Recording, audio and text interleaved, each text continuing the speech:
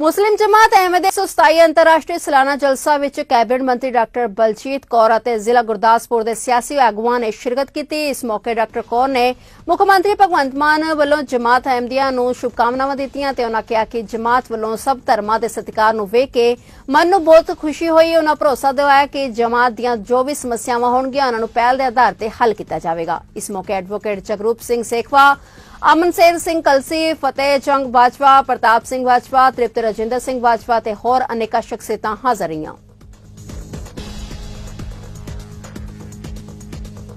127वें सालाना जलसा जिहड़ा जमात दा ਉਹਦੇ ਵਿੱਚ जिन्ने भी हिंदुस्तान तो या हिंदुस्तान तो बाहरों 30-35 देशों तो साडे साथी आए ने, अपने परिवारां नाल आए। सारिਆਂ ਨੂੰ पहले असीं सारिਆਂ ਨੂੰ वेलकम करना।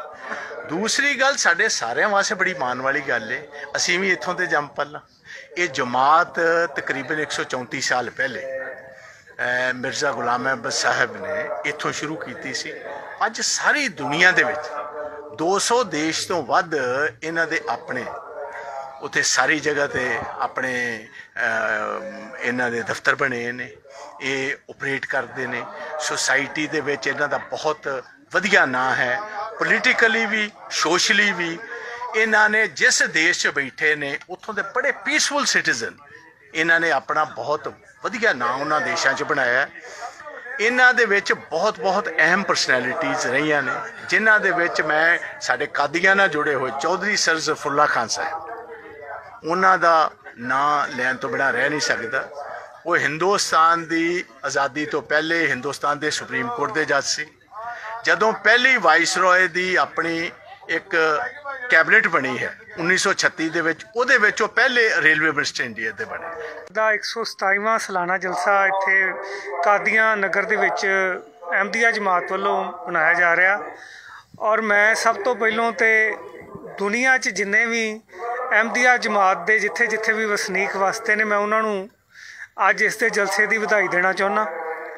और जिहड़ा इन्हां दा पैगाम love for all, hatred for none, इस वेले समय की लोड़ आ।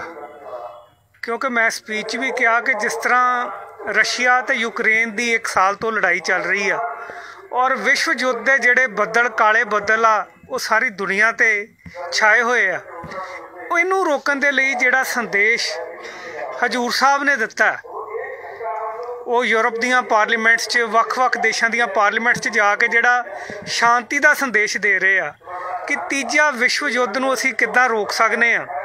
उहदे ते बड़ा पैरा देण दी सानूं दुनिया की जिन्नी पोलीटिकल लीडरशिप आ उहदे ते लोड़ आ।